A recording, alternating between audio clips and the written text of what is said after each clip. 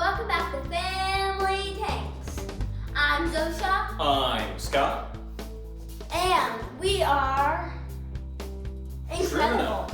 We are incredible. You're incredible. You're I get to get the benefit of being around such coolness all the time. She's the cool one. But hey, and we are going to do, oh yeah, the frogs are cool. We know the frogs are cool, right? Yeah. But so what are we doing today, Zosha? What are we going to do to this thing? Trim the tank. It's time to trim the tank. Some of the plants haven't been doing that great. I mean, they're okay, they're growing, but they're kind of leggy and they don't look great. And we want to give it a generally fresh look. So what we're going to do is just kind of work on renovating the frog vivarium to see if we can No, we're not going to move spruce that it much. up. Yep, nothing's going to be moved. Now, in time, we're building a bigger one.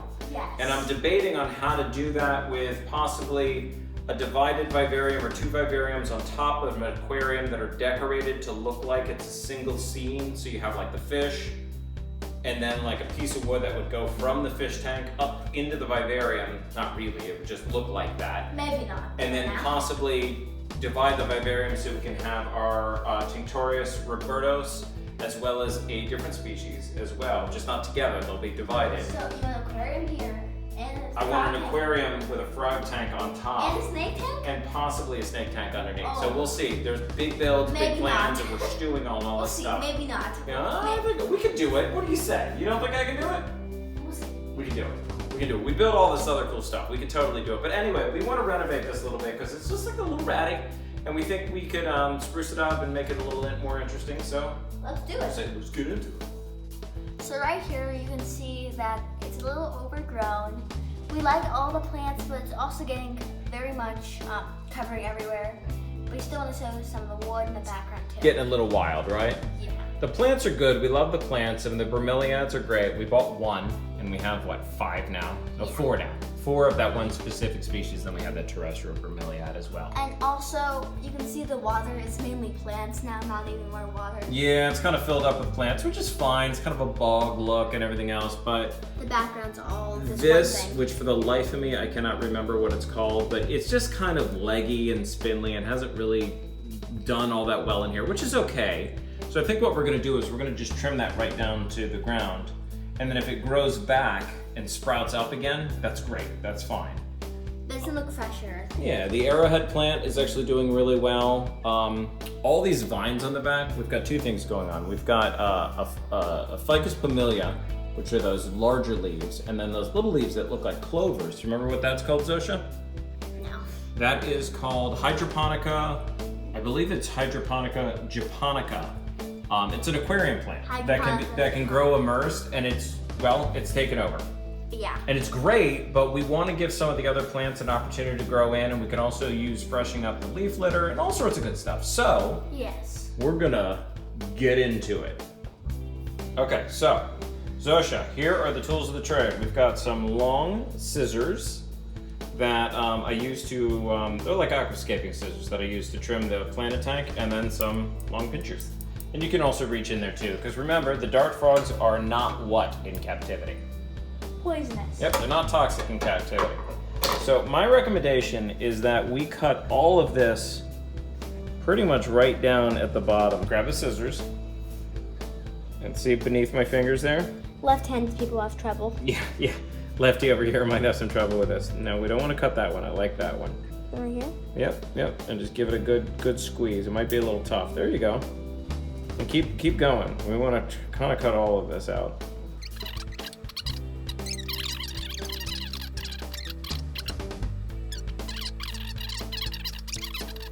Like I said, this will probably come back, but even if it doesn't, it's not the end of the world, because this particular plant, and again, for the life of me, I can't remember what it's called. So leave a comment if you know off the top of your head. We got it from a garden center, I think. Yeah, we got a lot of these plants from Garden Center, and then we cleaned, disinfected, and quarantined them before we put any frogs or anything And this was also like a year ago. to make sure there were no pests or pesticides or anything. Oh, also our first video is us making it, so check that out. Is that the first one? Yes. Wow. I know. That's a blast from the past. We have been doing this for over a year now, and it's been such a fun adventure doing this with I you, know. buddy. I'm having so much fun with you too. Thanks, pal. That already looks better to me. I Now, think we need to get rid of some of this stuff you too. said we wanted to pull up, because we're going to put some fresh leaf litter in. Yeah. So let's see take if we some- can't. I don't want to. This is actually right here. That's a crypt from It's another aquarium plant that will grow immersed that we have in here. So I'm gonna pull out some of this japonica. Oh, also you can see our moss thing finally worked. Yeah. It takes a while. Oh yeah. The moss slurry that we put in there. So why don't you tell everybody about that moss slurry? What's the story on that? When we got it, we're kind of like wary if it would work or not. Well, we got what exactly? Explain to everybody what it is. It's a mix of different mosses in this like watery texture that you spread over your rocks, and then it'll grow into like mosses. Yeah, exactly. I think we got that from, I don't know, one of the companies that supply vivariums. And they sell like, it's a slurry. It's like a moss slushy. And that, we was like, maybe that won't work, but sure enough, it did work. You can see it right here. Yeah, it works pretty well, right? Oh, hello! Did you see that guy just fell into the water? Yes, that is petunia, right? Yeah, that's petunia. All right. Vernon's the one that doesn't have like the little... This japonica has gone absolutely bonkers. It's hard. I think we need to find out where to identify their heads, because they're kind of merging into each other. Yeah, they have this unique pattern, right? Yeah, and then it's kind of like turning back. They're beginning to look more like each other with age. No, we also think Vernon and Petunia, by the way, are both females. So Vernon's a girl. We're pretty sure that Vernon's a girl. That's okay. I think... That's okay. That's cool now. Yeah, Vernon. All right. And then I'm actually going to plant some fresh japonica down here. The water looks so dirty. Yeah, the water is dirty. We're going to clean everything. But that's okay. It's not dirty in the sense that, like, bad for the frogs dirty. It's just... It's actually... It's just got a lot of algae and stuff in it, but that means it's bioactive. It's doing what it should be doing. Right? It's munging it. Oopsies. Yeah, I'm just taking some of the leaves that have been pushed in. We put the moss on here, and it looks really good. Mm-hmm. Do you mind if I trim a little pieces on the side? Oh, the moss? Don't trim the moss. I don't think the moss needs trimming, does it? No, this like area right here. Yeah, go on. This right here. Oh no, that's a palm tree. I didn't see that. Yeah, the palm is done okay. That's a parlor palm that we put in here, and it hasn't been great. It's been okay. That's the best word I have for it. Can I trim a little bit of the back? This area? Yeah, actually what we're going to do with the back is we're actually just going to get in there with our hands and just start pulling it I out. think I'm going to pull out my scissors. Yeah, go ahead and pull the chompers out, right? Okay.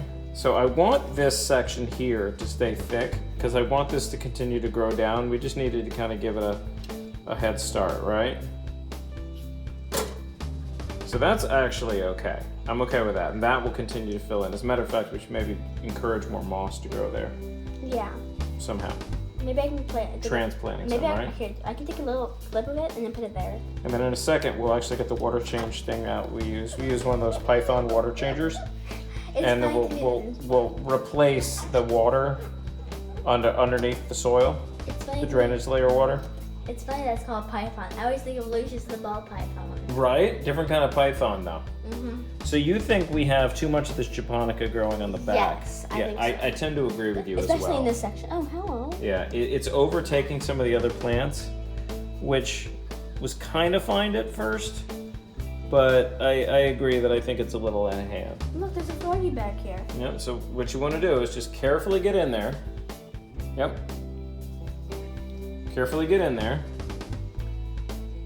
Yep, there you go. This is what you do. Yep, and just grab a clump and pull it out, and just make sure you're not really yanking anything else out with it. It's okay if you take a leaf, because we have more leaf litter. We're going to freshen up the leaf litter. Yes. That's getting a little old. Yeah, you can see.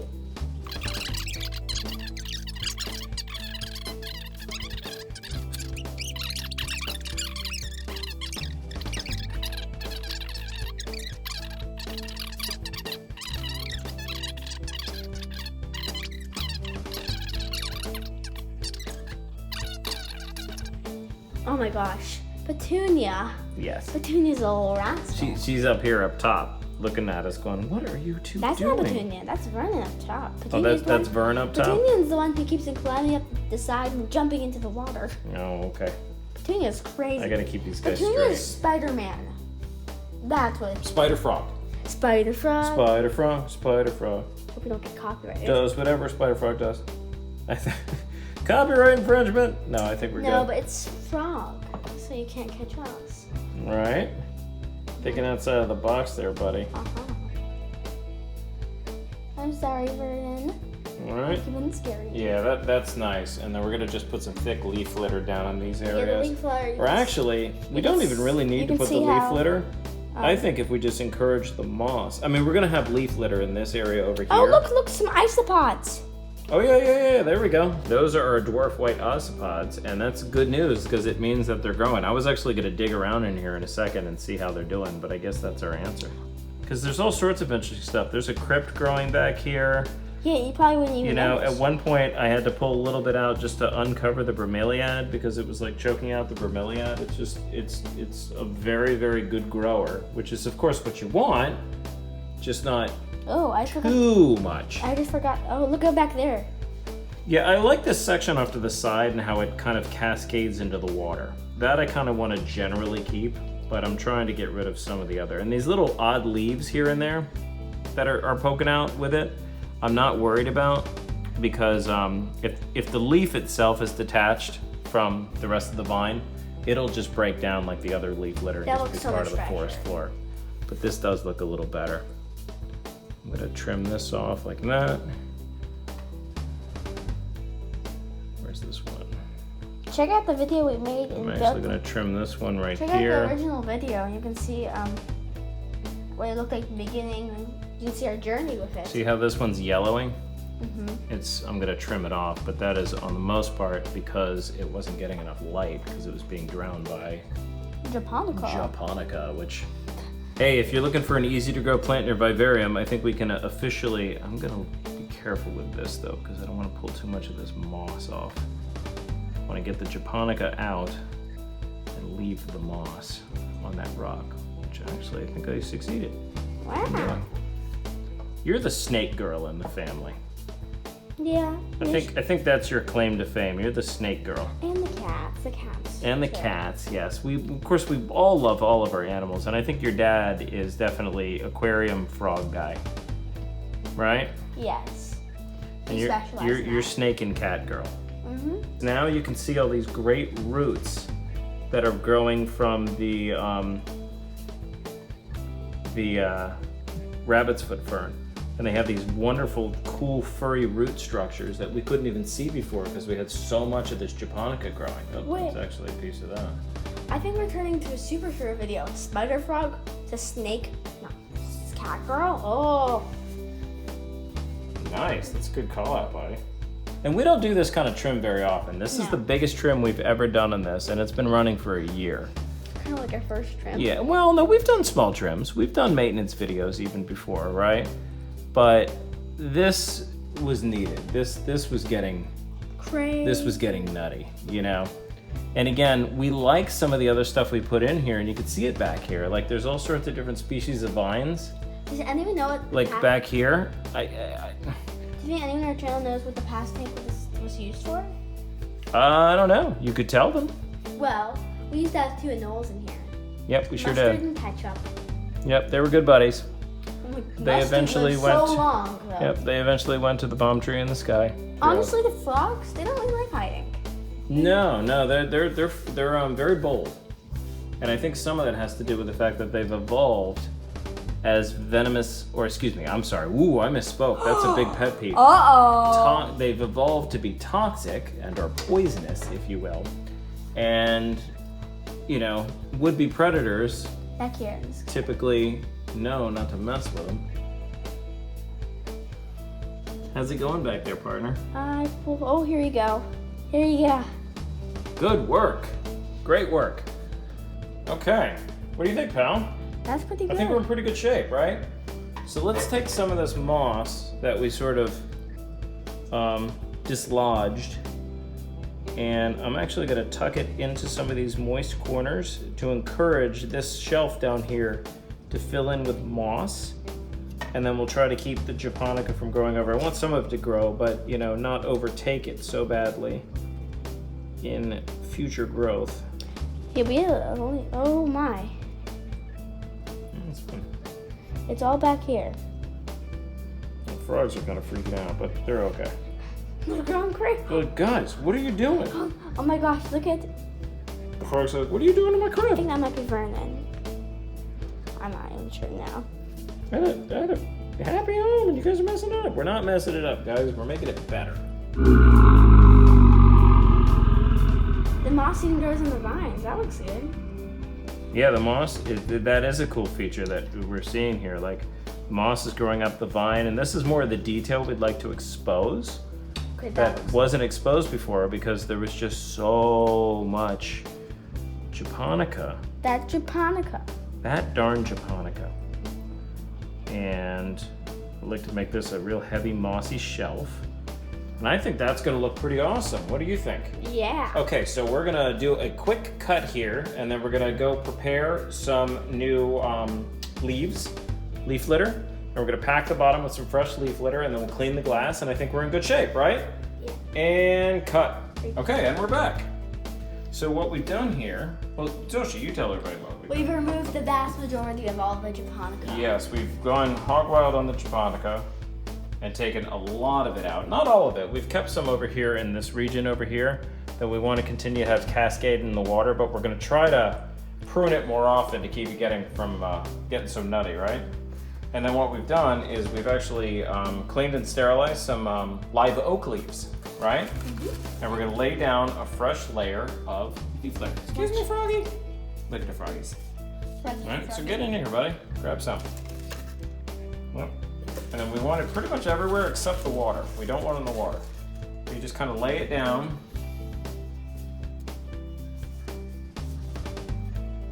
And the vines and stuff will definitely find their way up through this. That's not a problem for them. Don't worry, vines. We'll figure it out.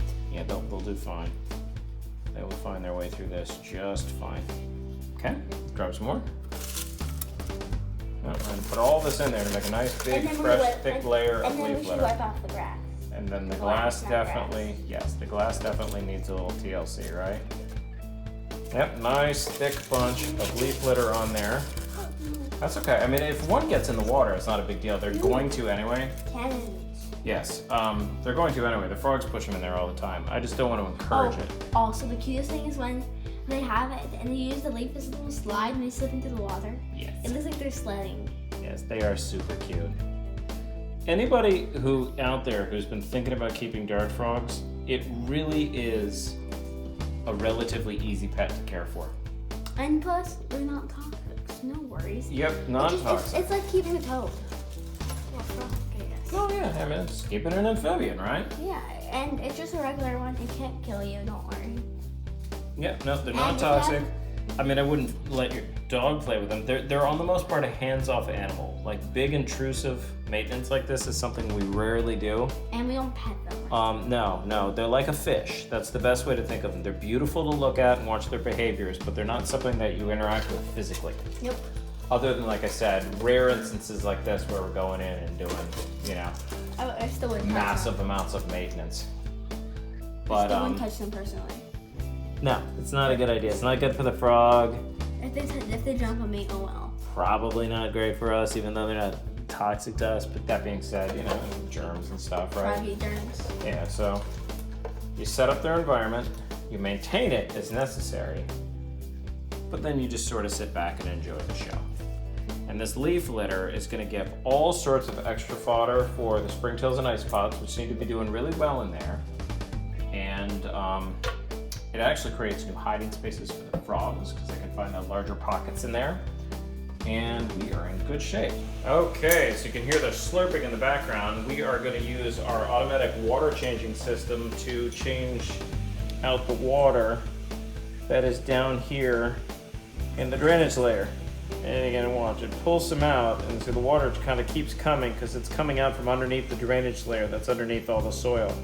It's like a, 2.5 inch gap under the whole thing, and it's trickling through the rocks and coming back out. So if I lift this up, you'll see it kind of refills a little bit. You just have to kind of keep doing this until eventually you've got it all. Which doesn't take too long. You kind of even let it slurp like this.